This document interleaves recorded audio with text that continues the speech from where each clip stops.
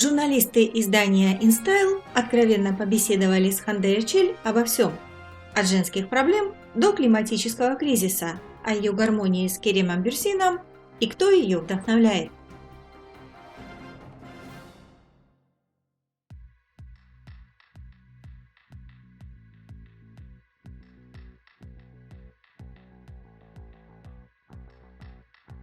Ханде Эрчель призналась, что ее мама была главным вдохновением в ее жизни. Она всегда поощряла ее делать то, что хотелось, быть тем, кем хочется быть, стоять прямо, бороться, любить, работать и отдавать душу работе. Ханде продолжает делать все, чтобы мама ею гордилась, и все свои достижения она посвящает маме, так же, как и счастливые моменты. К своей внешности она относится довольно спокойно, полагая, что у каждого человека есть свои критерии. Кто-то считает ее красивой, кто-то нет. Ей льстит, когда ее называют красивой, но если кому-то она не нравится, это тоже нормально.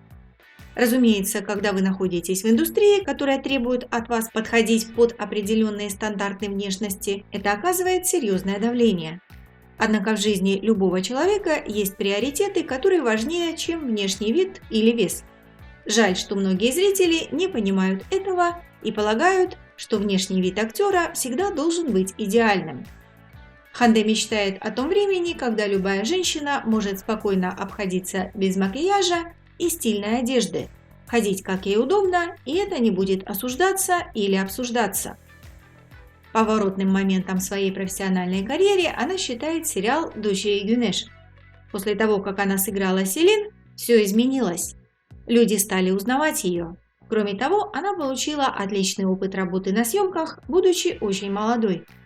Однако она не стоит на месте и мечтает сыграть персонаж, который бросит вызов ее собственным пределам и удивит не только зрителей, но и ее саму.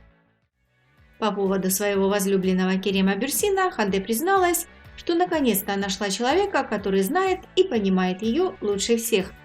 Ей повезло быть в отношениях с тем, кто понимает вас, даже когда вы просто молчите. Они очень много времени провели на съемках. Ей повезло работать с человеком, который так хорошо ее знает. Это отражается и на экране. Разумеется, гармония между ними повлияла на конечный результат. Но несправедливо сводить успех только к этому. Самый большой фактор успеха – это работа всей команды, которая трудилась день и ночь.